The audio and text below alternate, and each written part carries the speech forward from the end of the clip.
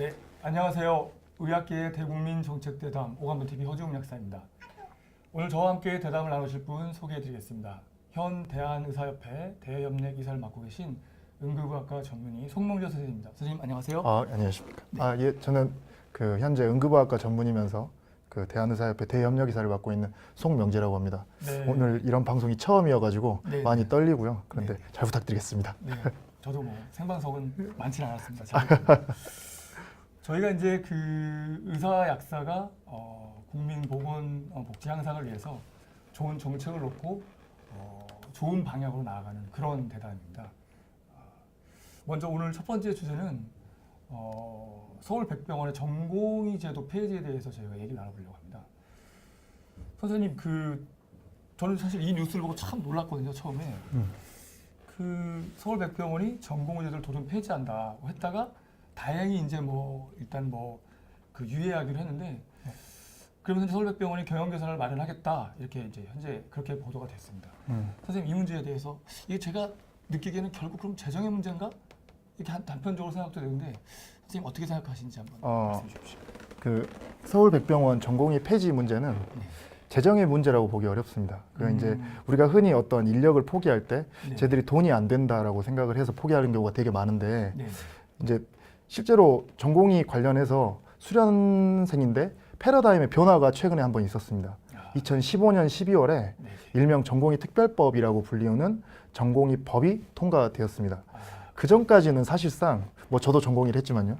그 전까지는 병원에서 1년 365일 부려먹을 수 있는 사람이 전공의였다면 전공의 특별법의 이제 제정으로 주당 80시간 이내의 수련만 가능하게 됐습니다. 그러면 사람들이 생각했을 때는 그러면 일주일 내내 시켜 먹던 애를 주당 80시간밖에 못 시켜 먹으니까 재정 문제, 돈이 안 되니까 포기했냐? 그건 아닙니다, 사실상. 실제로 서울백병원의 특이성이 좀 있는데요. 서울백병원은 인제대학교의 모태병원이잖아요. 그렇죠. 그 5개의 병원의 모병원 역할을 했었어요. 전통이 있는. 근데 그 병원이 도심 공동화 현상이 있어가지고 명동에 있잖아요. 그렇죠. 환자가 엄청나게 준 거예요. 그러니까 주변에 어떤 주거지가 아니니까. 그렇죠. 실제로 환자가 엄청 줄었고 저녁에 당직 서울 의사들이 별로 많이 필요가 없는 거지. 그런 면에서 그리고 실제로 전공의를 1년 365일 부릴 수도 없는 제도가 만들어졌으니까 실제로 이제 병원 측에서는 이제 첫 번째는 그러죠.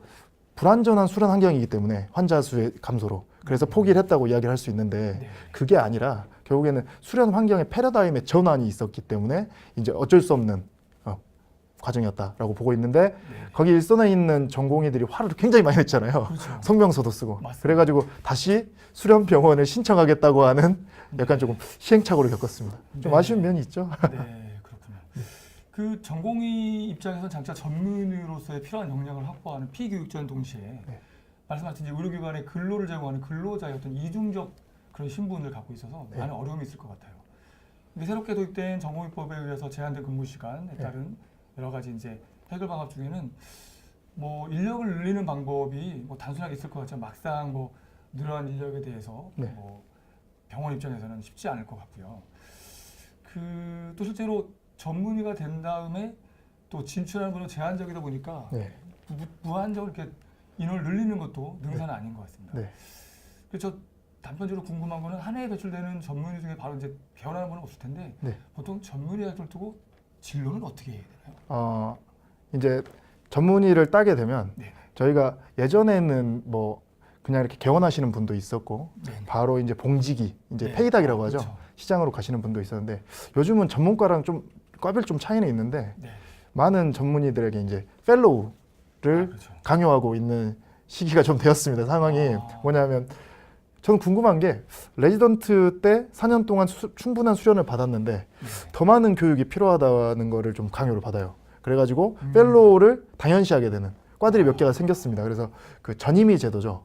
뭐냐면 이제 전문의 취득 후에 이제 또 세부 수련과를 정해가지고 예를 들면 내과 같은 경우에는 소화기 내과, 심장 내과 이런 걸 하는 거고요. 외과 같은 경우에는 이제 대장 항문, 그다음에 간담최 이렇게 해가지고 세부 전문의를 따기 위해서 펠로우를 많이 합니다. 지금은 이제 저는 응급의학과 같은 경우는 펠로우를 많이 하는 과는 아니에요. 네. 저희 수련 4년 과정이 아주 충분했는지 네, 네. 뭐 강요도 안 하고요. 그 다음에 네. 이제 뭐 저희 스스로도 그렇게 썩 많은 필요가 있다고 생각 안 하는지 모르겠는데 네. 과마다 좀 차이는 있고 그렇게 펠로우를 많이 가는 추세입니다 지금은. 아, 저는 이제 이 펠로우의 개념을 오늘 선생님 통해서 네. 충분히 알았고 아마 시청하신 분들도 알았을 것 같습니다. 그러면 이번 전공의법에서는 노동시간에 대한 제한과 더불어서 이제 교육의 질을 높이기 위한 방법도 포함되어 있는지, 네. 예를 들면 뭐 수련이 한 명당 뭐 전문의 몇 명을 확보한다든가 네. 이런 어떤 구체적인 게 있나요? 그러니까 전공의법의 네. 가장 큰 핵심은 네. 아까 수련 시간 제한이라고 이제 이야기하시는 분들이 많습니다. 네. 이거는 뭐 여담인데 제가 전공협회장을 할 때 전공의법이 제정이 됐습니다. 그래서 그 조항에 대해서 조금 잘 알고 있어요. 근데 이제 거기에서 핵심은 약간 패러다임의 전환인데 뭐냐면 예전에는 전공의 관련 모든 정책을 병원 옆에 있는 수련 신임위원회가 했습니다. 그러니까 병원 옆에 즉 병원에서. 경영자들의 단체가 전공의 수련하는 시스템을 모든 걸 관장했어요. 근데 이제 그게 아니라 네. 그거를 전공의법이 생기면서 이관을 시켰습니다. 병원협회에서 빼내와서 네. 보건복지위 산하에 보건복지부 산하에 수련환경평가위원회라는 걸 만들었어요. 그래서 그 수련환경평가위원회에서 아까 말했다시피 수련 시간도 좀 제한을 하는 거를 좀 이렇게 지켜보고요. 네. 그 다음에 뭐 환자 얼마나 보는지, 그 다음에 수련 시스템. 예를 들면은 우리가 수련이라고 하는 게 병원에서 먹고 살면서 환자랑 그냥 부딪히는 게 수련만은 아니잖아요. 그렇죠. 교육을 좀 받아야 될 거 아닙니까? 맞습니다. 저희 응급의학과 같은 경우에는 예를 들면 중심 정맥관 확보, 뭐 이렇게 큰 혈관 잡는 거 네. 이런 것도 할 줄 알아야 되고, 그 다음에 여기 기흉 생기면 관을 넣는데 여기다가 아, 네. 관 넣는 것도 좀 배워야 되고 이런 것들이 있지 않겠습니까? 네. 이런 것들에 대해서 교육 체계화를 지금 시키는 과정입니다. 실제로 아. 2015년 그 12월에 통과가 됐고 이제 4년째 됐죠. 2년 유예가 있었죠. 2년 유예 있었는데 아, 네. 다른 거는 유예는 다 아니었고 네. 시간만 유예였습니다. 왜냐면 그때도 병원들이 이제 갑자기 수련 시간을 제한하게 되면 일선에 엄청 큰 파장이 온다고 이야기했기 때문에 2년 수련 시간을 유예를 줬고 나머지는 계속 시행 중에 있습니다. 그래서 수련 시간도 2017년 12월부터는 네. 80시간 미만으로 무조건 이제 수련을 해야 되는 상황입니다. 네. 네, 잘 알겠습니다. 전공제도 즉 레전드 수련을 포기하는 것은 어떻게 보면 그 교육으로 보면 백년지 대계라고 하는 그런 중요한 문제를 저희 볼 수 있는데요. 일명 전공의법이라고 저도 그래서 좀 찾아봤습니다. 찾아봤더니 공식 명칭은 전공의의 수련 환경 개선 및 지위 향상을 위한 법률 맞습니다. 이렇게 되어 있더라고요. 네. 그래서 19조로 되어 있고 네. 부칙도 3조나 있는 되게 구체적이고 아주 자세한 법률이었습니다. 네. 그 말씀하신 대로 전공의협의 회장을 하셨고 그때 또 이 법이 마련됐는데 또 좀 전에 말씀하신 것처럼 네. 수련환경평가위원회라는 정말 그 상징적이고 되게 중요한 그 외부 네. 위원회가 생겨서 네. 이런 전공의대표도 참여하는 그런 네. 제도가 생겼는데 이거에 대해서 좀 한 번 더 설명해 줄 수 있을까요? 아, 네.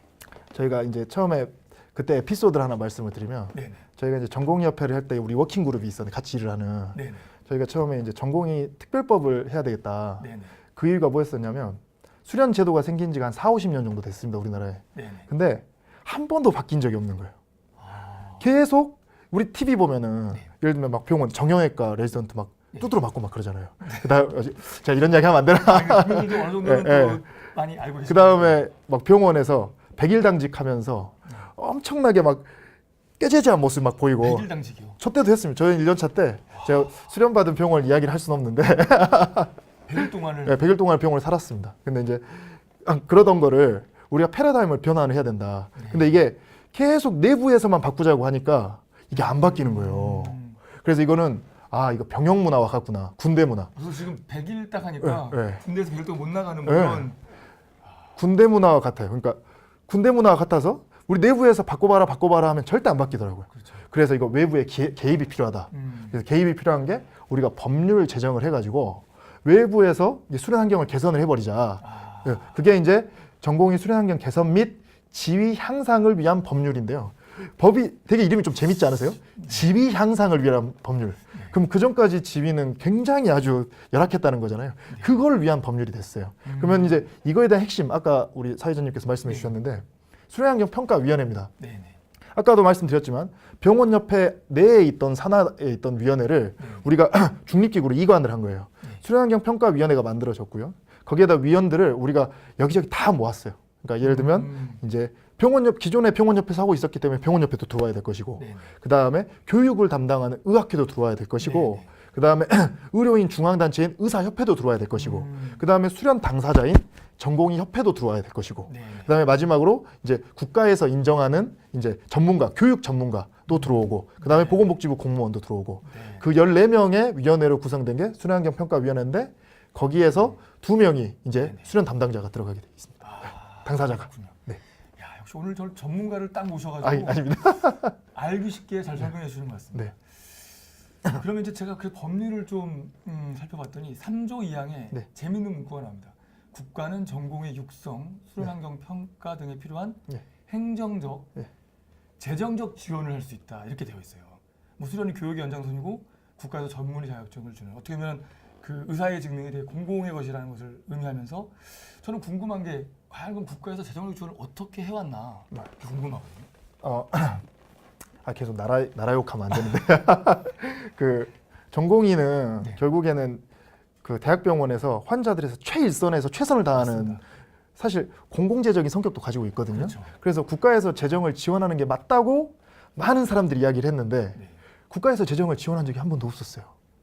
그래서 이 법안에서 보면은 네. 재정을 지원할 수 있다라고 돼 있죠. 네. 근데 우리가 이제 원안을 보면 지원해야 한다로 다 했어요.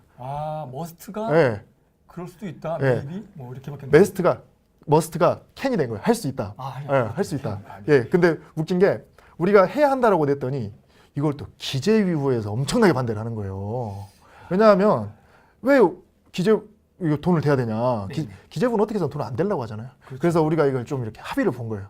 할 수 있다라고. 그래서 지금 어느 정도 재정 지원을 하냐면, 제가 알기로는 이제 수련환경 평가위원회가 운영되고, 네네. 그다음에 수련환경 평가위원회에 있는 사무국 운영하는 이제 뭐 한 10억 정도 1년에 그렇죠. 지원을 하는 걸로 알고 있는데, 사실상 이제 그걸 좀 늘려서 네. 실제로 저희가 이제 수련환경 비용의 지원은 2개로 나눌 수가 있는데, 하나는 간접 비용이랑 네. 직접 비용을 나눌 수가 있습니다. 네. 하나는 직접 비용은 뭐냐면 진짜 인건비를 제공을 하는 거예요. 네. 근데 이제 인건비를 주는 거는 굉장한 사회적 타협이 중요하잖아요. 그렇죠. 그래서 그거는 하려면 굉장히 오래 걸리거든요. 그러면 간접비는 뭐냐면 전공의들이 학회를 가거나, 그렇죠. 그 다음에 내가 어디 가서 장을 갈 때 그렇죠. 이걸 국가에서 좀 지원을 해야 된다라고 주장을 해가는 단계라고 저희는 볼 수 있습니다. 그렇군요. 네. 이제 이번에 뭐 서울 백병원에서 이런 문제가 네. 터져서 이제 사회적 이슈가 되고 보도가 됐지만, 이게 오래된 내부의 문제가 이제 비로소 표출된 그런 네. 셈이라고 생각하는데요. 백여정 선생님 이분의 오랫동안 또 그 임발부 되면서 또 좋은 안도 마련하셨고, 궁극적인 해결 방법, 또 선생님이 생각하는 해결 방법이 있을까요? 결국엔 우리가 인식의 전환이 좀 필요합니다. 네. 그 우리 의료계에서도 전공의가 부족하다라는 이야기를 하시는 분들이 좀 많이 있어요. 그러면 전공의가 부족하다라는 거는 병원에서 주구장창 일만 해야 되는 의사가 부족하다고 이야기하는 건가? 좀 이상하잖아요. 이상해요. 패러다임의 전환이 좀 필요합니다. 뭐냐면 전공의는 피교육자이자 노동자인 거예요. 그렇죠. 네. 그러면 우리가 인식의 전환을, 지금까지는 노동자 일만 시키는 막 그런 사람이었다고 생각을 하면, 우리 내부에서 네. 이제 양질의 교육을 받고 향후 국민들에게 양질의 의료 서비스를 제공해야 하는 네. 그런 인재를 이제 성격을 저희가 취해야 되는데 아직까지는 좀 부족한 것 같아요. 그래서 네. 그런 선순환적 인식이 좀 변화를 해야 된다고 보고 있고요. 되게 재밌는 말 하나 말씀을 드리면, 네. 전공의 특별법을 처음에 추진을 할 때 가장 반대했던 사람들이 누군지 아세요? 이거 약간 아이러니한 경우인가요? 그렇죠. 아이러니하죠. 혹시 전공이 맞습니다. 그러니까 우리 전공의, 제가 이제 지금은 이제 전문인데 네. 전공의들에서 반대했어요. 왜냐하면 그때 이제 전공의가 4년 차까지 있잖아요. 네. 1, 2년 차는 찬성을 하는데 3, 4년 차가 반대를 하는 거야. 왜냐하면 자기들이 1, 2년 차 때 굉장히 고생했는데 이게 생기면 3, 4년 차 때도 1, 2년 차 하던 거를 좀 해줘야 될 수 있다, 이렇게 보는 거지. 그러니까 이런 인식의 변환이 되기가 굉장히 어렵더라고요. 그러니까 전공의 특별법, 즉 아까 말했던 수련환경 지위 향상을 위한 법률안인데 전공의에 대해서 네. 내부에서 먼저 반대를 하더라니까요. 그래서 그때 욕 진짜 많이 얻어먹었습니다. 이거 뭐 내부 의원이셨겠네요. 그렇죠. 막 왜 내부에서는 뭐 이런 송명재 속된 말로 뿌락치다 이거. 아이고, 힘드셨겠네요. 예, 그래가지고 되게 욕 많이 얻어먹어가지고 죽을 때까지 얻어먹을 욕 그때 다 얻어먹었었습니다. 근데 이제 지금 해놓고 보니까 네네. 많이 좋아지잖아요. 그렇죠. 지금 막 후배들 만났을 때, 네. 형 덕분에 그 전공의 특별법 생겨가지고 네. 인턴이나 레지던트 할 때 네. 조금 그래도 숨통이 트인다 이런 네. 이야기 들으면 좀 뿌듯해요. 네. 그러니까 인식의 전환이 예. 뭐 더디지만 네. 더 좀 속히 충분히 돼야 되고 네. 교육 과정의 어떤 좀 표준화도 좀 필요하지 않을까 네. 해결 방법으로 이렇게 말씀해 주신 것 같고요. 네. 저도 그 부분에 공감을 합니다. 네. 다시 정리하면 그 전공인은 피교육자인 동시에 네. 노동자의 그런 입장이고 네. 하지만 말씀하신 것처럼 어떤 교육적인 면으로 사회적인 관심이 좀 집중될 때 올바른 방향으로 나가지 않을까 이런 생각합니다. 그러면서 제가 이제 마무리하면서 생각했던 것은 그 법률을 저는 이제 외부인으로서 좀 봤을 때 여전히 그 직업적인 면, 노동자의 면만 좀 아직도 좀 강조하다 보니까 이런 일이 벌어진 게 아닌가. 우리가 교육받는 미래의 어떤 국가에 이바지할 수 있는 훌륭한 어떤 인재를 육성하는 교육적인 관점에서 보면 충분히 좋은 해결을 볼 수 있지 않을까. 그래서 법률적인 부분에서도 물론 이제 뭐 대통령령과 보건복지부가 주로 관여합니다. 보건복지부가 뭐 주요 부서긴 한데 제 뭐 전문가는 아니지만 비전문가로서 아쉬운 점은 뭐 경우에 따라 사안에 따라서는 교육부와 협의한다. 뭐 교육부의 어떤 역할도 좀 그 앞으로 추후에 필요하다면 법률 개정이나 제도 개선적인 부분에 들어갔으면 좋겠다는 그런 생각을 해봅니다. 맞습니다. 네. 동의합니다. 네네. 큰 틀에서. 오늘 첫 번째 주제는 이렇게 마무리해보고요. 네. 두 번째 주제는 이제 약계의 소식인데 약계도 사실 교육적인 문제가 시간에 크게 좀 있었어요. 그 대한민국 그 이공계 항폐화를 불러온 게 2011년에 약대가 이제 기존의 4년제에서 6년제로 바뀌면서 네. 아쉬움을 알겠지만 2+4 그런 특이한 제도를 물론 선진국에서도 뭐 통 6년제니 8년제니 뭐 4+4니 뭐 2+6 4니 2+ 뭐 4니 이런 게 되게 많은데 어쨌든 2+4 제도를 도입하면서 어떤 문제가 생겼을 것 같아요, 선생님? 그러니까 2+4가 뭐냐면 네. 약대에서는 4년을 가르치는데 앞에 2년을 네. 타과에서 기초 수양을 배워서 오는 겁니다. 그렇죠. 예. 방금 제가 궁금했던 게 그거 있어요. 네. 그러니까 약대가 저희 의과대학은 2+4 6년이잖아요. 네네. 의예과, 의학과. 네. 근데 제가 학교 다닐 때 제 네네. 친구들이 대학을 다니다가 네네. 약대를 간다는 거예요. 맞습니다. 다니다가. 그래서 맞습니다. 야, 너는 어떻게 학사를 한다고 대학을 옮기냐. 그랬더니 그런 제도가 있더라고요. 그래서 그때 뭐 이런 제도가 다 있지 이런 생각이 좀 들었어요. 그러니까 이제 당시에 그 약계 그런 분들은 통 6년제를 원했지만 이게 나라 입장도 좀 이해가 되는 게 한꺼번에 제도를 바꾸기에는 좀 무리수가 있을 것 같고 그래서 사회적인 합의를 이룬 게 2+4. 네. 그러니까 2년을 타과에서 네. 뭐 충분한 그 학과에 수련을 하면서 그러니까 학과에 공부를 하면서 약대 그 수학에 필요한 뭐 물리학이라든가 뭐 네. 화학이다 이런 거를 기초 과목을 이제 수강을 하는 거죠. 그래서 학점을 따고 기타 이제 PEET라고 이제 그 피트? PT라고 하죠. 그렇게 이야기하더라고요. 약학전문대학원 시험을 또 봅니다. 근데 이제 이게 무슨 문제가 있냐면 그 저희 때는 좀 그런 게 있었어요. 도서관을 가면 물론 다 학과 공부도 하고 여러 가지 뭐 고시 공부도 하고 각자 미래에 대한 공부도 하지만 유난히 토익 토플 공부들 많이 했었는데 네. 요즘은 도서관에 가면 PT 공부를 네. 정말 많이 한대요. 이게 아, 저도 이제 제도를 좀 들어봤는데 당연히 뭐 이공계 학생들은 같은 그 이공계 분야니까 충분히 좀 공부를 하고 미래의 꿈을 갖고 있는데 심지어 문과에서도 네. 자기가 그 필요한 선수 과목을 듣고 기초 수학 그 과목을 하면 지원이 가능해요. PET 시험을 봐서. 그래서 대학 전체가 지금 1, 2학년들이 물론 자기 적성에 맞춰서 들어오고 미래의 어떤 비전을 갖고 공부하는 학생도 있지만 그렇지 않은 학생들은 너도 나도 한번 PET 해볼까? 지금 선생님 친구분처럼. 네. 그래서 많은 이공계의 인재들이 약대를 들어가려고 공부를 하는 거예요. 그래서 이제 이게 논란이 많이 되니까 2022학년도에는 다시 통 6년제, 완벽한 통 6년제는 아니고 통 6년제를 원하는 대학은 통 6년, 그러니까 입학 고등학교 졸업하면서 약대를 들어와서 6년을 배우는 6년제로 가거나 네. 기존에 2+4로 갈 수 있다는 그런 일단 시스템을 2022학년도에 시작하기로 했는데 중요한 건 이 시점에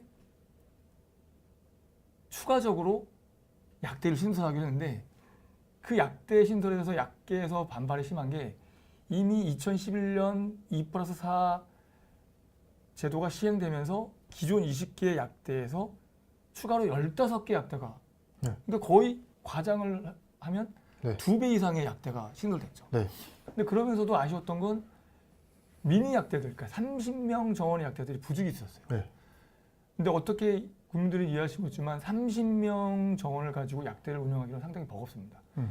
재정적으로도 어렵고 반대로 또 각 개개인의 학생들은 등록금에 대한 부담도 커지고 그러다 보니까 과의 운영이 어려우니까 여러 가지 기자재라든가 수업에 대한 어떤 지장도 있을 수 있고 그래서 그때도 문제점이 많이 지적됐었는데 이번에도 이제 통육년제를 얘기하면서 갑자기 2+4의 초미니 대학 2개를 네. 신설을 한 거죠. 그러니까 약사에서 반대를 하고 대부분의 그 약사들이 반대를 했음에도 불구하고 이게 근데 갑자기 생긴 건 아니고 2011년 그 이후로 지속적으로 추가적인 약대를 신설해야 된다 이런 얘기가 그냥 계속 풍문처럼 들렸어요. 그래서 약계에서는 반대를 했죠. 이미 몇 년도 안 됐는데 이 약대가 증원이 된 지가 몇 년이 안 됐는데 또 증원한다는 건 말이 안 된다. 근데 그 이유인 즉슨 R&D 인력이 없다는 겁니다. 그러니까 이제 R&D는 뭐 제약회사라든가 연구소에 약사 인력이 안 간다고 그런 이유가 주된 이유였는데 근데 저로서는 좀 앞뒤가 말이 안 되는 게 그 당시 15개 대학이 추가 신설 때도 제약회사로 가거나 네. 병원 약사도 사실 인원이 부족하거든요. 네. 그 인원을 확보한다는 그런 어떤 대전제를 가지고 증오를 했었는데 또다시 반복되는 이유로 증오를 한다는 겁니다. 사실은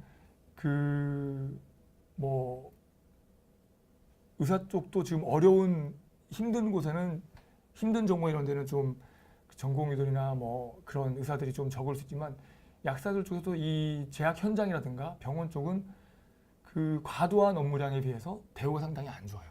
그렇기 때문에 그리고 6년제를 하면서 어떤 폐해가 생기냐면 이 2+4를 하면서 어떤 문제가 생기냐면 기존에 처음에 약대에 들어와서 선배들과 내 후배라는 그런 속에서 녹아들면서 배웠던 학생과 달리 2년을 탁과해서 공부하고 좀 죄송한 얘기지만 여전히 어떤 성공이나 그런 경제적인 부를 꿈꾸고 왔었던 학생들은 여전히 그 나머지 4학년을 약대에서 마치고 졸업할 때에도 그 성향이 바뀌지가 않아요. 그러니까 힘든 제약 현장이나 R&D 현장은 안 갑니다. 근데 그런 현실이 있음에도 불구하고 현장이 그럼에도 불구하고 네. 이번에 기습적으로 먼저 얘기는 많았지만 갑자기 저희들이 약사에서 반대를 하고 충분히 어떤 시간을 두고 한 게 아니라 네. 기습적으로 2개 대학을 선정을 해버렸어요. 네. 여기서 좀 재밌는 얘기 한 가지가 있는 게 송 선생님 계약학과라고 한번 들어보셨어요? 저 선생님한테 처음 들었습니다. 계약학과 좀 이상하잖아요, 말이. 이 얘기가 계약? 길어서 제가 계약학과를 넣었는데 계약학과라는 게 저도 야 이름을 지어도 무슨 계약학과인가 정말 계약입니다. 무슨 말이냐면 2011년에 2+4를 만들면서 R&D 인력을 확보한다는 제약회사의 인원을 확보한다는 차원에서 제약회사와 그 약대가 협약을 맺으면 네. 제약회사랑? 예, 그래서 보통 한 개의 대학이 8개에서 10개의 제약회사 협약을 맺는데 그런 협약을 맺고 제약회사에서 그러니까 2학년 수료만 하면 그러니까 뭐 전문대든 4년대든 2년 수학만 한 학력이 있는 그런 사람 중에 제약회사에 2년 근무를 한 직원 중에 네. 뭐 회사의 뭐 필요성에 의해서든 해서 약대를 보내죠. 그 협약을 맺은 약대에 그냥 보냅니다. 입학 시험을 안 보고 그냥 예. 보낸 거예요? 정원 외로. 어? 그게 15개 대학에 무려 100명을 또 추가를 했어요. 이건 뭐 약간 로비인데? 그래서 말이 많았습니다. 그러니까 얼토당토는 일이 이렇게 벌어져 있습니다. 교육 현장에. 그렇게 했을 때 재밌는 건 약대가 학비가 뭐 의대도 만만치만 엄청 비싸다 보니까 네. 1,000만 원이 넘어가요. 1년에. 네. 뭐 한 학기에 그 가까이 되는 학교도. 네. 그러니까 제약회사에도 막상 그렇게 했는데 섣부르게 지원을 못하는 거죠. 또 그렇게 나오면 3년에서 5년을 그 회사를 다녀야 돼요. 쉽게 말해서 도망을 못 갑니다. 이건 뭐 신고비제도 아니고. 그래서 1년이 지난 다음에 그 계약학과를 폐학한 대학도 있고 지금도 실제로 유지가 되고 있어요? 유지가 돼도 아. 정원의 3%밖에 지원 안 하는 이런 상황입니다. 그러니까 이런 현실을 두고서 똑같은 이유로 증오를 한다고 그러니까 네. 이게 말이 안 됩니다. 당시에 사실은 그 이명박 정권 내에서 좀 밀어붙이식으로 네. 약대의 학제도 개편되고 계획학가 생기기도 했어요. 네. 그래서 저는 이런 게 또다시 반복되는 이 사항이 너무나 안타깝고 네. 이게 다시 처음으로 돌아가면 교육은 백년지대인데 우리가 정말 이렇게 해야 되는지 자기 모순적인 어떤 정부의 행태가 아닌가 이렇게 생각하게 됩니다. 네. 비슷한 경우가 그 의대나 이런 쪽에도 많으실 것 같은데 어떻게 생각하십니까? 일단 그 아까 대전제 R&D 취업하는 약사가 부족하기 때문에 네. 정원을 늘린다. 네, 이거는 지금까지 우리나라 선례로 보면 한 번도 성공한 적이 없어요. 맞습니다. 뭐냐면 예를 한번 들어드리면 우리나라 일선의 병원에 네. 근무하는 간호사가 적다라는 게 막 사람들이 엄청 막 주구장창 이야기를 했어요. 맞습니다. 그래서 한 10년 네, 네. 전에부터 간호대 증설을 엄청나게 했습니다. 그래서 뭐 1년에 정원이 뭐 10,000명 막 이렇게 엄청 늘렸어요. 네, 맞습니다. 근데 그렇다고 실제로 병원에서 지금 간호 인력 수급을 이제 막 구인난을 안 하냐? 아니거든요. 지금 더 심해졌다 그래요. 그래서 결론적으로 이야기하면 기존의 인력에 있는 재배치를 통해 가지고 R&D 활성화를 해야지. 네, 결국에는 정원 확대만 한다고 해가지고 그 사람들이 간다는 보장이 없잖아요. 그 처우 개선이 필요합니다. 그렇죠. 근데 이제 제가 궁금한 게 네. 제가 찾아봤어요. 주제가 약대 증설 문제여가지고. 네네. 근데 그 의료계에서 만약에 의대 정원 문제가 나왔으면 네. 결사항전의 느낌에 반대를 했을 것 같은데 네. 약업계는 제가 생각한 거에 비해서는 그래도 조금 이렇게 덜 반대적이었던 것 같아요. 네. 그래가지고 그 이유가 있을까요 혹시 그런 게? 이제 요게 저희로서는 좀 아쉽다기보다는 정부의 어떤 전략이었는지 네. 저희가 사실은 작년 올해 네. 작년에 정확히 말하면 약사의 선거가 있었습니다. 선거라는 거는 상당히 그 약사의 전체 리더십이 좀 공백 기간이 네. 있는 상황이었죠. 네. 그때 서둘러서 근데 이 제도도 되게 신기해요. 제가 이 정원 어떤 학교, 그러니까 제가 계속 교육 백년지대계를 말씀드리는 게 대학의 정원을 늘리는 그런 여러 가지 루트가 있겠지만 그 중에 네. 하나가 예를 들면 약사나 의사들 같은 경우에는 그거를 관장하는 부서가 보건복지부입니다. 네. 보건복지에서 이러이러한 근거로 증원 요청을 합니다. 교육부에다가 교육부에. 예, 네. 교육부는 그러면 교육부는 그걸 받아들일 수밖에 없는 입장이래요. 네. 그러니까 저희가 이 사항을 뒤늦게 알고 교육부에 가서 항의를 했죠. 그리고 지금 제가 말씀드린 이런 뒤늦게 뒤늦게라기보다는 가장 핵심적인 말이네요. 설마 했는데 네. 어떻게 보면 선거 기간에 갑자기 이제 기습 상정되고 네. 뭐 급박하게 돌아가니까 네. 저희도 이제 후보들도 막 교육부에 달려가고 네. 교육부도 충분히 저희의 입장이나 실제로 그 다들 아시겠지만 요즘 저출산이지 않습니까? 네. 계속 대학 입학 정원은 줄고 있어요. 그러니까. 입학 정원이 입학하는 학생 수가. 네. 그래서 대학 정원은 줄어드는 게 정상이 맞거든요. 네. 그래서 교육부도 저희의 여러 가지 이런 입장을 듣고 당연히 뭐 그렇다고 어떤 그 명시적으로 말은 않지만 분위기는 동의는 하는데 네. 규정이라는 게 정부의 어떤 규정이라는 게 교육부에서 그런 요청이 들어오면 교육부는 그거를 노할 수 있는 게 없답니다. 그래서 결국엔 여러 저희들이 뭐 말씀 결사항전은 어떤 식으로 했냐면은 그 약교협이라고 네. 이제 약학교육협의회 네. 전국의 이제 네. 약학대학 학장님들 협의회라고 할 수 네. 있는데 거기서 심의를 해야 돼요. 네. 심의도 불참을 하고 몇 번을 보고 쓰는데 이게 정부가 이런 부분에 대해서는 국민들이 좀 달리 보셔야 될 게 밀어붙이기 하는 게 되게 많습니다. 그럼 약간은 의뢰 입장이죠. 그래서 끌려 들어가서 어쩔 수 없이 심의를 하고 그러니까 짜놓은 각본에 그냥 어쩔 수 없이 하게 된 거죠. 그래서 저희가 어떻게 보면은 결사항전을 왜 못했냐 이랬을 때 사실은 예전에 20개 대학에서 15대학 들어갈 때도 사실 한 번은 저희가 이미 한번 뭐랄까요 패배감이라 할까요? 아무튼 그런 것도 있는 거죠. 어차피 안 돼. 정부를 이길 수 없어. 아무리 논리적인 설명. 실제로 그 정부는 이게 어떤 걸 근거로 했냐면요. 2017년 5월에 그 한국보건사회연구원 줄여서 네. 보사위원회에서 이제 네. 주요 의료보건 인력 중장기 수급평가 여기 네. 의사도 나옵니다. 네. 거기에서 이제 2030년 의사는 7,600명, 네. 약사는 10,000명, 네. 간호사는 15만 8천 명이 모자랄 것이다. 네. 이런 그 연구가 나왔어요. 그래서 저희 약사에도 서울대 산학협동으로 용역을 주고 조사를 해봤죠. 그랬더니 저희는 오히려 어마어마한 과잉으로 나온 이유가 이런 그러니까 어떤 그 정부기관에서 어떤 용역을 주고 연구 발주에서 나온 통계는 사실은 선생님도 좀 동의하겠지만 어떻게 통계를 그 디자인에 따라 많이 달라요. 답이 정해져 있는 거죠. 네. 저희들은 그걸 느낍니다. 국민들 어떻게 되지만 답이 정해져 있어요. 예를 들면 의사분들이 지금은 사실 OECD 평균보다는 저희가 의사 수가 적습니다. 그렇지만 급격히 상승하고 있잖아요. 네.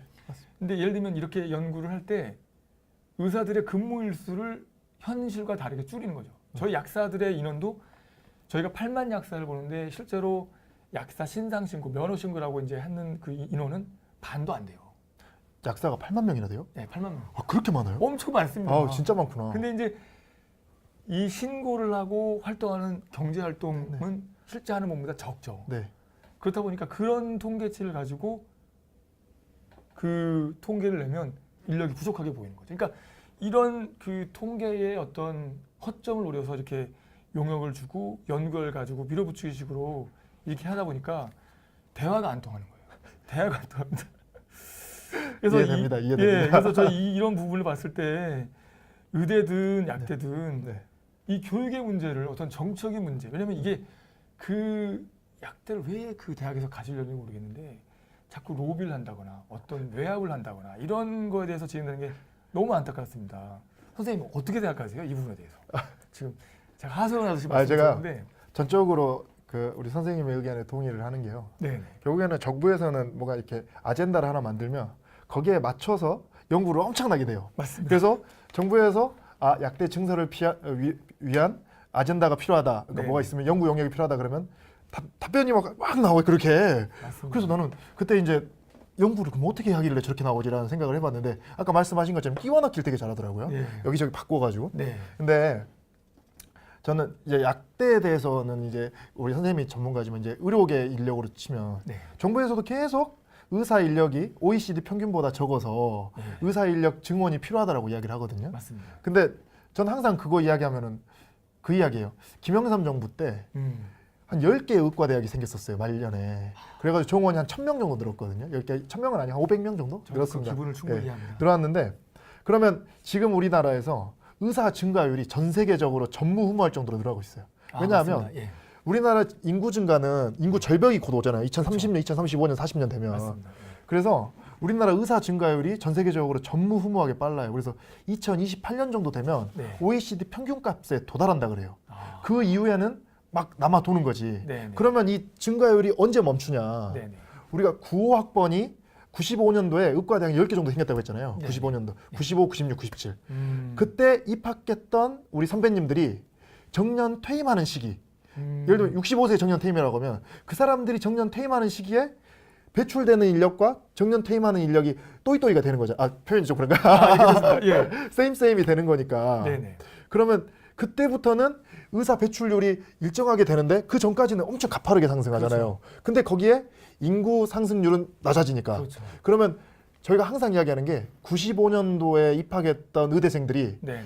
그 정년 퇴임하기 전까지는 의사 증가율은 엄청 가파르다. 그렇죠. 그래서 지켜봐야 된다. 네. 그 다음에 2028년까지는 이제 OECD 평균을 따라잡기 때문에 네. 2028년이면 네네. 그때도 부족한지 다시 한번 보자. 이렇게 이야기를 하고 있거든요. 네. 근데 아직까지 이제 보건복지부에서 의료계는 막 그렇게 어택하지는 않는 것 같은데 약업계는 왜 이렇게 어택을 하는 거예요? 공격을 하는 거예요? 약업계 내부 입장을 제가 충분히 네. 알지만 네. 이 자리에서 말씀드리기엔 네. 정부한테 어떤 전략을 주는 것 같아서 네.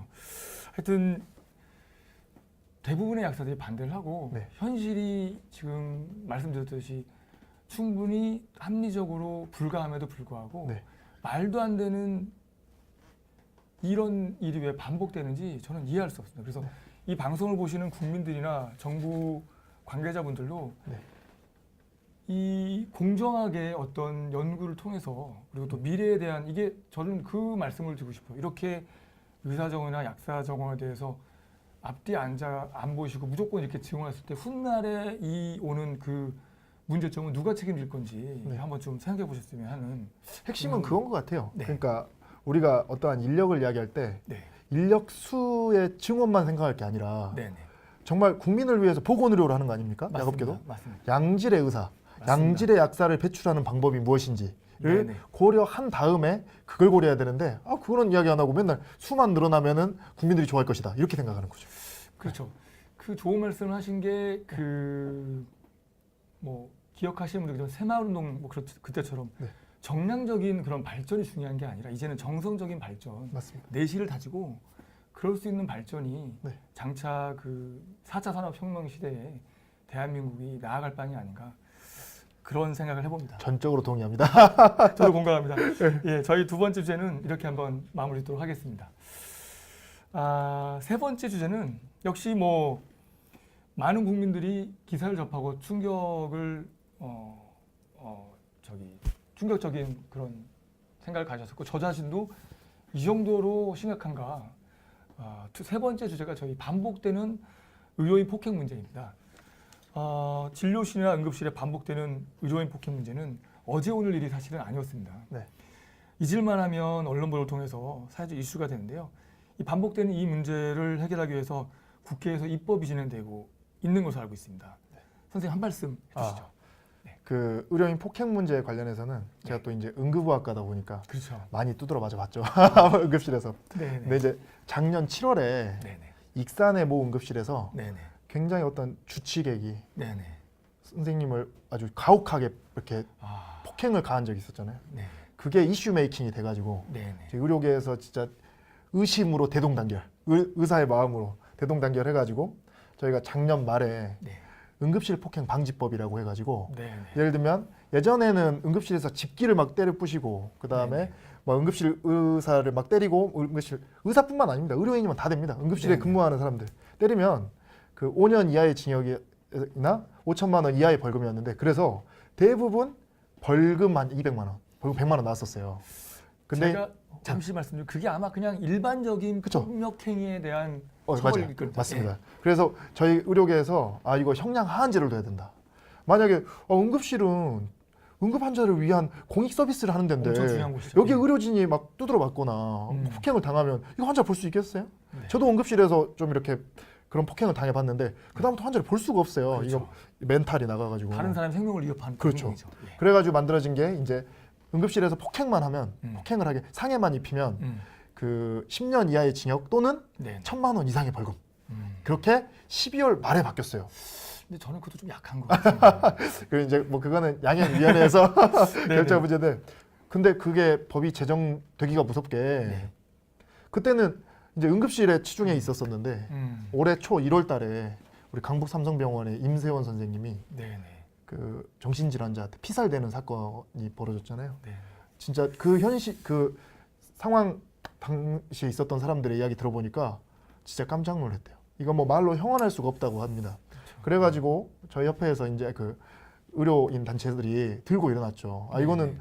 응급실뿐만 아니라 의료기관 내에도 안전이 좀 확보돼야 된다. 네. 그래서 엊그제 네네. 이제 그 의료인 폭행 방지법이 제정이 됐습니다. 아. 근데 이제 아까 말했다시피 응급의료법 정도는 아니고 네. 이제 의료기관 내에서 폭행을 하면 네네. 7년 이하의 징역, 그다음에 음. 그 700만 원 이상의 벌금이 제정이 돼가지고 그렇게 됐는데, 네.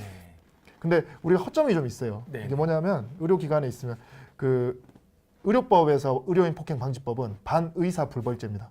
뭐냐면 누구든 이렇게 맞은 사람이 네네. 처벌을 원치 않으면 네네. 처벌을 안 하게도 돼요. 반의사 불벌죄. 그러니까 음. 의사에 반해서 네. 벌하지 않는 거예요. 아. 예, 예. 그래서 근데 이제 그 조항이 있어가지고 일선에 있는 경찰들이 이걸 좀 악용했어요. 의료기관에서 폭행이 일어나면 경찰이 오긴 와요. 네. 와가지고 이거 동네 주민이고 환자였잖아요. 합의를 종용하는 거지. 그래서 그 조항을 폐지시키자고 했는데 의료계에서는 예. 폐지는 안 됐어요. 그래서 그거를 이제 우회해서 어떻게 했냐. 경찰청에 네. 가이드라인을 다시 만들었어요. 경찰들이 이거를 합의를 종용하지 말아라. 그래서 가이드라인을 제시를 했고 이제 전체 경찰청에다가 배포가 되어 있는 상태입니다. 네네. 여기서 우리가 꼭 중요하게 여겨야 될 건 대국민 안전 서비스망이잖아요. 의료기관은. 그렇죠. 네네. 근데 거기서 때리고 욕하고 그런 사람들에 대해서는 처벌을 해야 되거든. 그렇죠. 당연한 네. 말씀입니다. 예. 근데 이제 그런 것들에 대해서 지금까지 이루어지지 않았던 게 아니 뭐 이걸 악용한다는 거예요. 악용할 일이 뭐가 그러니까 이번에도 법안 심사하는데 그렇게 이야기하신 분들이 있더라고.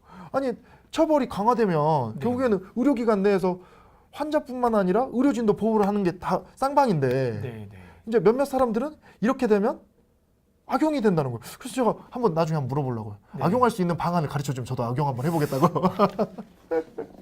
이상한 논리인 것 같고요. 그렇죠. 다시 한번 임세영 교수님의 소식은 안타깝게 생각하고 삼가 고인의 명복을 다시 한번 빕니다.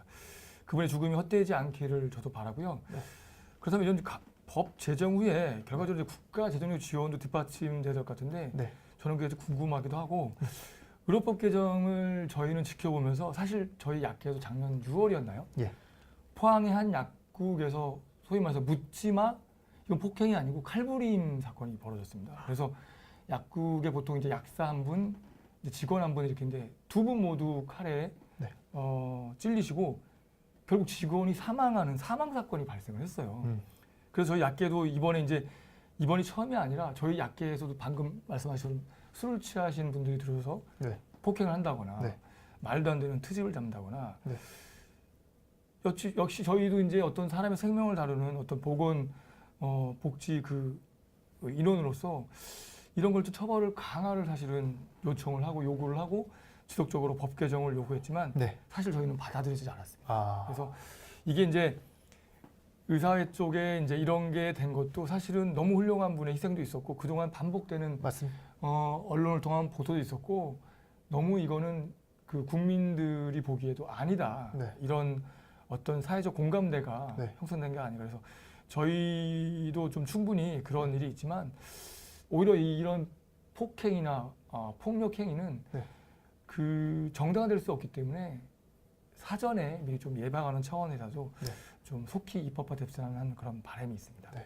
선생님 뭐 이 그 의료인 폭행 문제에 대해서 더군다나 그 많은 걸 현장에서 느끼셨을 텐데 뭐 네. 추가적으로 더 하실 말씀 있으실까요? 뭐 에피소드라든가 뭐.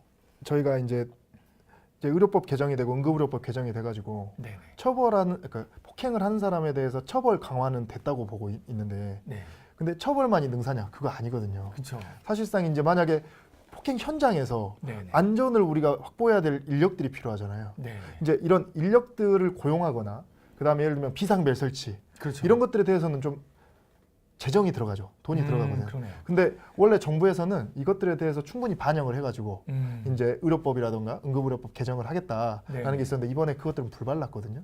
이제 그래서 결론적으로는 만약에 저는 정부한테 항상 요구하는 게 좀 줄 건 주고 네네. 아낄 건 아껴야 되는데 그렇죠. 이런 데는 아끼는 건 조금 째째하지 않나 이렇게 생각하거든요. 그래서 좀 의료기관이나 뭐 약업계도 마찬가지고요. 네네. 안전을 최대한 확보해야 되는 공간 아니겠습니까? 맞습니다. 여기에다가 들어가는 비용이 있으면 네. 정부에서 좀 재정을 지원을 해줬으면 좋겠다고 생각을 하고요. 네네. 두 번째로는 아까 뭐 법안 제정 이런 것들만을 통해 가지고 모든 범죄가 사전 예방이 안 되잖아요. 네. 저는 사전 예방은 결국에는 대국민 캠페인이 필요하다고 생각을 합니다. 아, 좋은 말씀이네요. 그 제가 응급실에 있다 보니까 네네. 이런 것들을 굉장히 많이 경험했어요. 그러니까 음. 와서 뭐 술 마시고 오셔서 뭐 던지고 때리고 뭐 이런 것도 되게 많이 경험을 했거든요. 근데 결국에는 우리 국민적 인식이 병원에 가서 떼쓰고 욕하고 때리면 해준다. 이런 인식들이 좀 만연해 있었던 것 같아요. 과거에. 근데 이제 물론 작년에 응급실에 있었던 사건뿐만 아니라 이번에 임세영 교수님 사건을 통해 가지고 대국민 인식이 많이 전환이 됐는데 정부에서 대국민 캠페인을 좀 해야 됩니다. 아, 좋은 적어도 말씀이세요. 국민들 안전을 확보할 수 있는 기관이다, 해야 되는 기관이다. 의료기관뿐만 아니라 약국 이런 데서는 폭행이나 폭언, 욕설은 자제하라. 그리고 이거 하면 너네 가중처벌 받는다. 대국민 공익 캠페인 많잖아요. 그것들 좀 할 필요가 있다고 봅니다. 저는. 공익 광고 방송 예. 이런 것도 좀 해주시면 어떨까. 네. 예, 뭐 이 방송을 보고 계시는 정부 관계자나 네. 아시는 분들은 네. 저희의 뜻을 좀 전달해 주시기 바랍니다. 이 주제를 마무리 지으면서 제가 꼭 부탁드리고 싶은 것은 보건 의료인, 뭐 의사 약사뿐만 아니라 뭐 간호사 선생님들, 뭐 수많은 그 보건 의료인들은 다름이 아니라 그런 아픈 분들을 치료하는 그런 영역을, 그런 직능을 가지는 분들이에요.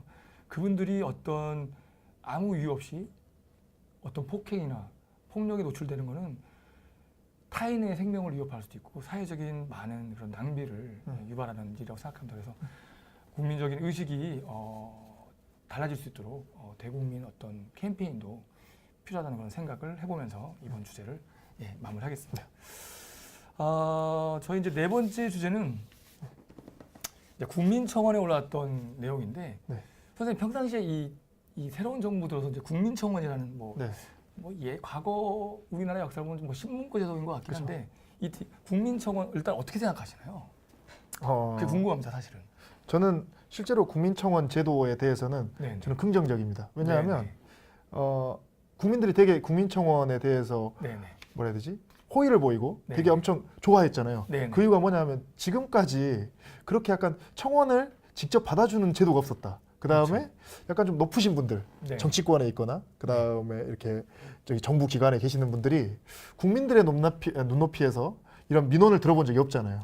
좋은 말씀이시죠. 예, 저는 그러니까 청원이 20만이 넘어야 된다라는 제한을 둔 걸 차치하고 나서라도 네. 국민들의 눈높이에서 민원을 직접적으로 들을 수 있는 소통의 장이 있다는 거에 대해서는 굉장히 전적으로 공감하는 동의합니다. 예. 저도 100% 공감하고 네. 어떻게 보면 한편으로는 왜 이전 정부들은 이런 소통의 이런 도구나 채널을 만들지 못했을까? 네. 뭐 이제라도 생겼고, 네. 근데 역시 이제 이게 그 처음 시행되는 제다 보니까 아쉬운 부분이 아주 조금 있다고 말씀드리면 네. 한쪽의 입장만 좀 나올 수 있는 그런 맞아요. 예, 또 문제점이 악용할 있습니다. 방법도 있고 예, 악용할 수도 있지. 예. 어떤 세력이 한 번에 네. 자기들의 민원을 확 올려버리면 그렇죠. 그럼 악용될 수도 있는 거죠. 네. 그래서 이제 이번에 저희 주제가 처방 조제약품의 카드 수수료 문제인데요. 네. 일단 요 청원에 올라온 얘기부터 한번 제가 네. 간략하게 읊어드리겠습니다. 약국에서의 카드 수수료 문제였는데요. 최근에 국민청원에 올라온 거 보면 제주도민이라고 밝힌 한 청원인이 네. 서울에서 처방받은 3개월치 간암약, 그러니까 상당히 그 항암제는 비싸죠. 그래서 800만 원어치 처방전을 제주도 내 약국에 조제 구매하는 과정에서 약국에서 이제 카드 결제를 거부하고 현물 결제를 해 주십사 하는 그런 일이 생기면서 서로 갈등이 생기고 네. 이제 그거에 대해서 청원이 올라온 내용이었어요. 근데 네. 내용만 딱 놓고 보면 대부분의 국민들이 아니 요즘 카드가 안 되는 데가 어딨지? 네. 이건 뭐 탈세인가? 네. 내지는 이건 무슨 갑질인가? 네. 이렇게 생각할 수 있는데 그 내용은 어떤 내용이냐면 이분이 이제 사실은 두 번째 방문이었어요. 첫 번째 방문에도 그런 고가의 약을 왜냐면 이제 서울 대형 병원 앞에서 약을 처방받다가 네. 이제 제주도민이니까 제주 와서 이제 그 약을 이제 처방받기 위해서 이제 약국 요청을 하신 거죠. 약국은 뭐 잠깐 고민했겠지만 약을 구해서 이제 조제해 드렸습니다. 근데 이제 여기에 어떤 게 있냐면 800만 원이라는 금액에 국민들이 좀 착각하시는 게 선생님한테 여쭤볼게. 약 선생님도 조제한 약을 약국에서 이렇게 조제해서 드신 적이 있으시죠? 당연하죠. 그럼 이제 돈을 내시잖아요. 네. 최고 얼마까지 내보셨나요? 대충 저희 어머니 병원 갔을 때 네네. 한 16만 원 내봤던 16만 것 원. 같습니다. 내봤던 것 같습니다. 그럼 16만 원을 약국에 냈을 때 약국이 상당히 많은 돈을 이렇게 좀 버는 것 같은 생각이 들지 않나요? 약간 좀 그런 생각이 들죠. 그래서 이 부분을 제가 오늘 방송 보시는 분만 아니라 이 방송이 이제 유튜브에 올라가면 꼭 부탁드리고 싶은 게 대한민국의 어떤 약국도 조제료로 벌 수 있는 건 16,000원 정도 내외입니다. 최대 벌 수 있는 게. 그럼 의아해 할 거예요. 아니 방금 16만 원을 냈다고 그러는데 16,000원이 넘지 않는다고? 무슨 말씀이냐면 그 총 조제비라고 하죠. 약의 원가. 네. 몸에서 들어오는 게 예를 들어서 10만 원이면 거기에 이제 보관료, 복약지도료, 뭐 이런 걸 포함해서 네. 저희가 이제 나라에서 그 약국의 수수료를 책정을 하는데 그게 아이러니하게도 일수 기준이에요. 약을 100개를 조제하고 15개를 조제하는 중요한 게 아니라 약을 하나를 줘도 네. 예를 들면 한 달이면 10,000원이 조금 넘고 그러면 두 달이면 2만 원인가? 네. 석 달이면 3만 원인가? 그렇지 않습니다. 두 달이면 한 13,000원? 아까 석 달분이었죠. 석 달이면 한 16,000원. 그리고 더 이상 늘어나지도 않아요. 그러니까 약국의 입장은 이게 복불복이 아니라 대부분 약이 많습니다. 선생님도 아시죠? 약이 뭐 7, 8개 뭐 외용제도 있고 따로 챙기는 것도 이렇게 많음에도 불구하고 일수 기준이에요. 약을 수많은 약을 구비해서 포장을 하더라도 일수 기준으로 약이 나옵니다. 그러니까 아까 800만 원어치 이게 석 달치라고 했을 때 16,000원이 약국이 받는 수수료는 16,000원인 거예요. 근데 이제 좀 이해가 되실 겁니다. 800만 원을 카드를 긁으면 수수료 2% 했을 때 16만 원의 수수료가 나옵니다. 이제 이해가 되셨죠? 아, 충분히 이해했어요. 약국의 입장이 뭐냐면 충분히 이해했어요. 그 어려움 속에서 약을 구해서 성실히 설명해서 약을 드렸는데 카드를 결제를 하면 네. 약국의 수수료 수입은 16,000원 나가는 거 카드 회사에 나가는 거 16만 원이다 보니까 실제로 한 14,000원 손해를 보는 거죠. 매번. 또 재밌는 건 그 800만 원의 어마어마한 규모가 약국의 매출로 잡혀요. 세금도 나옵니다. 그러니까 약사님들은 이런 걸 이중 삼중 그 고통이라기보다는 당연히 이제 국민 건강을 위해서 희생하면서 했던 건데 그게 규모가 크거나 요즘 도시를 500원도 카드로 걸고요. 네. 저도 많이 긁어봐가지고. 그러면 조재료 사실은 어떨 때는 이게 이번의 경우가 아니라 역전돼서 약사님들은 똔똔 아까 또 쌤 하셨지만 네. 아무 수입이 없거나 적자를 보는 게 상당히 많습니다.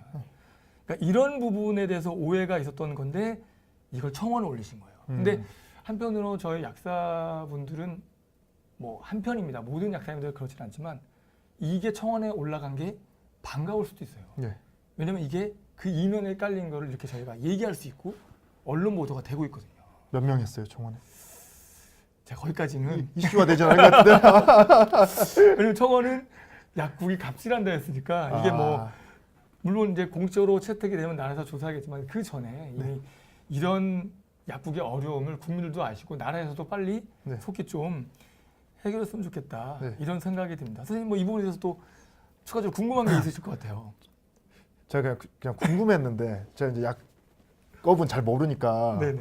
그럼 방금 이야기했던 게 이제 800만 원짜리 약을 팔면 조제료 16,000원을 받는데 네. 800만 6천원에 대한 카드 수수료를 낸다는 거잖아요. 맞습니다. 그럼 손해를 보고 장사를 한다는 건데 네네. 그러면 그 아까 약의 원가가 800만 원이라는 건가요? 그렇죠. 그만큼 항암제가 비싸니까요. 그러니까 800만 원 들고 약을 들어왔고 예. 조제는 16,000원 주고 해줬는데 예. 수수료는 16만 원대 간다. 맞습니다. 이런 게 되게 많아요. 800만 원뿐만 아니라 예를 들면 뭐 20만 원, 아까 16만 원 계산하셨다고 그랬죠? 네. 그러면 3만 2천 원이 네. 맞나요? 3만 아니죠. 3,200원. 3,200원, 3,200원 수수료인 거죠. 네. 근데 그게 이제 예를 들어서 한 달치였다. 네. 그럼 10,000원의 수수료에서 실제로 약국의 수입은 16만 원이 아니라 7,000원인 거예요. 근데 근데 국민들이 16만 원 계산하면 약국이 16만 원을 버는 거야. 이렇게 생각하시는 경우가 되게 많아요. 근데 제가 궁금한 게 예. 이게 만약 그렇게 된다면 굉장히 지금 굉장히 불합리한 건데 약국이 어렵습니다. 네. 진짜 어렵습니다. 이거에 대해서 100% 공감은 못하겠고 아니, 그러니까 이렇게 야, 잘 되는 재미있네. 약국 네. 있고 네. 그런 것 때문에 어려운 약국이 많죠. 네네. 그러니까 이거는 정말 의원이 시정이 폐원을 많이 하듯이 그러니까 약국도 폐원 많이 합니다. 이거는 시정을 좀 할 필요가 있다고 봅니다. 네. 예를 들면 그런 거거든요. 이제 우리 의료계 같은 경우에도 진짜 환자들을 살리는 과들, 네. 예를 들면 뭐 외과나 네. 내과 이런 데는 의사들이 굶어 죽어요. 네네. 저희 응급의학과도 마찬가지지. 네네. 우리 흔히 저희 응급의학과를 3D라고 합니다. 맞습니다. 3D과예요. 응급실에서 별 환자 다 보잖아요. 뭐, 충분히 이해가 됩니다. 네. 근데 우리들은 가난한데 네. 이제 피부 미용을 하게 되면 훨씬 더 고수입이 이렇게 유지가 되니까. 안타깝습니다. 그러니까 나라 역전현상이 일어난 거예요. 그러면 의사들도 필수 의료를 하는 사람들이 줄어들고 결국에는 자본주의 국가에서 누구든지 돈을 좀 많이 벌고 싶지 적게 벌고 싶은 사람이 누가 있겠어요. 맞습니다. 그래서 역전현상이 일어나고 있거든요. 약업도 마찬가지죠. 항암제 취급하면서 이렇게 어려운 약 갖다 주고 네. 그다음에 환자한테 조제해 줬는데 수수료 16만 원 갖다 주려고 14만 원 손해 보라고 하니 전체 원가보다 누가 하겠어요. 네. 이거는 정부에서 빨리 시정을 해야 돼요. 네. 저 그렇게 생각합니다. 그래서 이제 입법부를 통해서 여러 채널로 당연히 말씀드렸고 지금 보신 분도 공감을 하겠지만 네. 당연히 공감을 해서 그 제도화를 하려고 여러 번 그 입법을 시도했는데 네. 국회 잘 아시잖아요. 네. 맨날 싸웁니다. 공존하고 정작 중요한 법률들은 통과 안 하고 네. 죄송한 얘기지만 뭐 잘 모릅니다. 저도 기사를 보고 이제 말씀드리지만 의원분들을 위한 것들은 잘 통과하고 아니 저는 기사를 보고 말씀드리면 제가 당연하죠. 잘못하지만, 예. 그래서 이런 부분은 국회에 계신 분들이 좀 적극적으로 네. 입안도 해주시고 정부도 노력을 해주시고 네. 저희가 이제 말씀드린 거는 이런 오해가 의사분들이나 약사분들에 대한 오해가 국민들이 많으세요. 그러니까 정말 선한 의지로 국민들의 건강을 위해 애쓰시는 분들이 일선에 많습니다. 그래서 내 자식 또는 내 친구 또는 내 형, 아버지 같은 입장에서 모든 그 사회 활동이나 마찬가지지만 그런 입장에서 서로 대하다 보면 서로 좋은 어차피 또 인간과 인간이 만나는 관계인데 네. 그런 입장에서 해주시면 무조건 밥그릇 싸움 한다거나 무슨 엄청난 떼돈을 보는 것처럼 그렇게 보시지는 말았으면 하는 그런 바람이 저는 있습니다. 저 100% 제가 이 방송 나간다고 하니까 네. 제 친구 중에 한 명이 그러더라고 저한테. 네. 사회자가 약사야? 영지야 조심해라 이런 거예요. 아니, 절대 그렇지 않습니다. 근데 주제 자체가 예. 서로 오해가 있을 만한 건 풀고 맞습니다. 서로 이야기할 수 있는 거 하는 거니까 네. 뭐 좋은 자리죠. 그 대한민국이 이제 단일민족이라고 하는 건 뭐 반드시 좋은 얘기도 아니지만 네. 솔직히 한 달이 건너면 다 아는 사람입니다. 네. 다 내 가족 같고 내 형제 같으니까. 네. 저희 이제 이 오감도 TV가 깨달을 오자에 공감할 감자에 길도자입니다. 그러니까 서로 깨달아서 공감하고 함께 나아가자. 근데 그것이 뭐 의사약사의 유익보다는 네. 저희가 국민을 바라보는 직능이지 않습니까? 그래서 네. 국민 입장에 도움이 되는 그런 정책을 얘기하고 잘못된 것을 얘기하고 네. 소통하고 네. 속풀이도 하고 국민들한테 지지도 받고 네. 예, 이런 방송을 저희가 만들어가고자 합니다. 그래서 오늘 저희가 이제 네 가지 주제를 바삐 근데 여기 훑어왔는데 질문들이 좀 있으셔가지고 예, 질문을 한번 볼까요? 어떤 질문이 올라왔나요? 네, 네. 그래요? 오늘 뭐 저희 첫 시간이니까 질문 없었는데 저희 이제 좋은 주제를 많이 다뤄볼 겁니다. 그러니까 질문 많이 올려주시고 그 최근에 이제 안 좋은 일이 있었죠. 강원도에 이제 그 산불. 저도 이게 네. 사실은 요즘 확실히 이제 이 많은 그 매스미디어가 발달하고 IT가 발달하니까 실시간으로 막 불이 번지는 걸 보는데 네. 와 정말 무섭더라고요. 그 화마의 피해를 입으신 강원도민 관련된 그런 그 업종에 계신 분들 또 그 가뜩이나 안 좋은 경제 상황에 정말 마음 깊은 곳에서 우러나오는 그 위로를 전해드리고 뭐 다행스러운 것은 의사협회 네. 또 약사회에서 직접 구호 활동을 나가셨어요. 빠르게 나가셔서 무료 진료, 무료 의약품 배포 이런 걸 통해서 그게 뭐 큰 뭐 도움이라기보다는 국민의 한 사람으로서 함께한다는 고통을 나눈다는 관점에서 저희들이 지금 그 현장 곳곳을 누비면서 의사 약사분들이 봉사활동을 하고 있습니다. 그래서 저희 방송을 보시는 분들 저희 의사 약사들에 대해서 이렇게 안 좋은 시각으로 보지 마시고 정말 안타깝습니다. 네. 현장에 계신 분들은 정말 선한 의지로 열심히 일하는 분들이 정말 많으세요. 네. 그러니까 격려해 주시고 물론 잘못된 거는 또 호통을 치시고 그게 서로 오해가 있으면 풀고 네. 이러면서 왜냐면 또 대한민국 의료계 이 약계가 미래의 이 100세 시대의 필수이기도 하고 미래 성장 산업일 수도 있습니다. 그래서 서로 아껴가면서 서로 또 소통하는 소통의 부족이 문제입니다. 그래서 저희 방송이 네. 하는 이유가 이제 실시간이 소통이 되는 건데 실시간 소통하면서 더욱더 국민 곁으로 다가가는 저희들이 일단 먼저 다가가야 될 것 같아요. 그런 의사와 약사가 되겠습니다. 네. 선생님 뭐 할 말씀 하실까요? 제가 오늘 막 처음이고 생방송이 그 다음에 이렇게 어떤 주제가 나왔을 때 약간 좀 흥분하다시피 이야기한 것도 좀 있었던 것 같아요. 네. 근데 이제 처음이니까 이걸 좀 양해를 구하고요. 네네. 만약 이 방송에서 만약에 아까 말씀하신 것처럼 네네. 저도 이제 가족들이 있잖아요. 네. 저희 어머니 같은 경우에도 좀 오해를 하고 계시는 것들이 좀 있더라고요. 네. 의사에 대해서. 네네. 제가 막 말해주면 그러냐? 이러고 말씀하시는 게 좀 있어요. 그래서 이런 것들에 대해서 대국민적으로 네. 오해가 있으면 풀고 그 맞습니다. 다음에 서로 공감해야 될 거는 공감하고 네네. 그 다음에 만약에 이것 대해서 시정이 필요하다. 그러면 서로 간에 이렇게 시정을 하는 이렇게 계기가 되는 방송이 되기를 바라겠습니다. 우리 이상입니다. 뭐 앞으로 이제 많은 방송 주제를 나눌 텐데 잠깐 제가 질문을 보니까 이제 가격을 말씀하십니다. 어떤 뭐 유산균 인터넷보다 싼가요, 비싼가요? 근데 뭐 그거는 뭐 케이스 바이 케이스고 드릴 말씀이 되게 많은데 이 제품이라는 건 저는 그 제약 현장에서도 이제 직접 생산도 해보고 품질 관리도 해봤는데 정말 보는 거하고 틀립니다. 어떤 원료를 쓰느냐, 어떤 생산 현장에서 만드느냐. 한 가지 국민들한테 말씀드리는 거는 반도체 하면 되게 깨끗한 그 방진복 입고 현장하는 거 생각나시죠?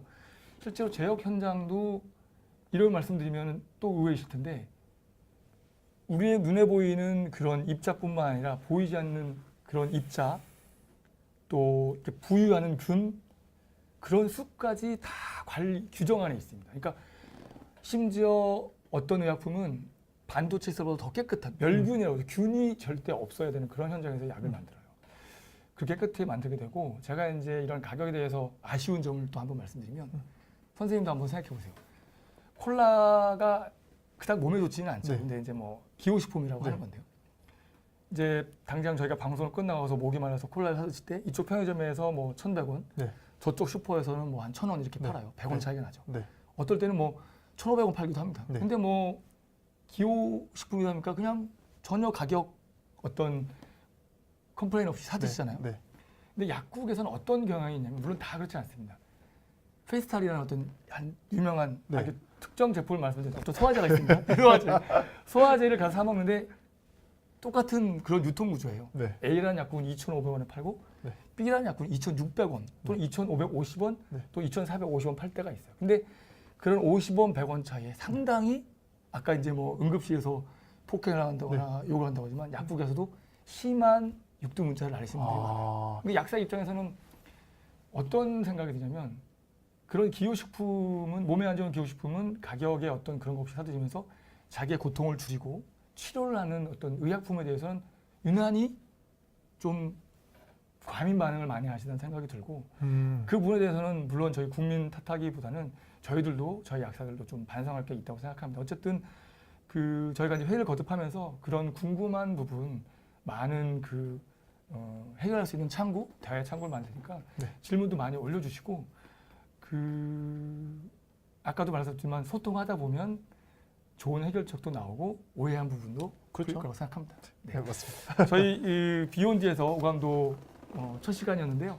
첫 술에 배부르지 않죠. 네, 많은 그 앞으로 가야 할 길이 많지만 저희들 한 걸음씩 한 걸음씩 국민 곁으로 다가가는 그런 방송이 되도록 하겠습니다. 선생님 오늘 수고 많으셨습니다. 아이, 수고 많으셨습니다. 인사하고 끝내도록 하겠습니다. 네, 알겠습니다. 네, 감사합니다. 감사합니다.